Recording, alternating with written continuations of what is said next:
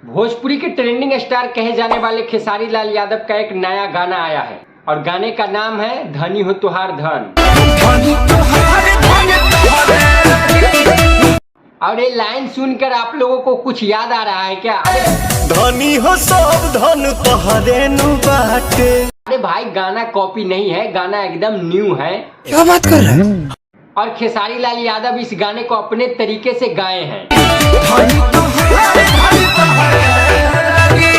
और क्या ही गाए हैं, मतलब कि मजा आ गया सुन के भाई इस गाने को।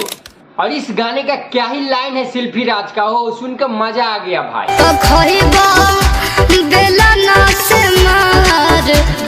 और बात करें इस गाने का वीडियो क्वालिटी के, चाहे बैकग्राउंड डांसर के, चाहे म्यूजिक के, मतलब सब कुछ भाई बवाल है भाई।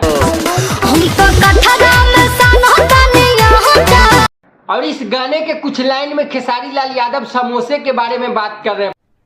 अरे कहना क्या चाहते हो? पता नहीं कौन सा समोसे के बारे में बात कर रहे हैं। अब ये तो खेसारी लाल यादव ही जाने। बात तो सही है।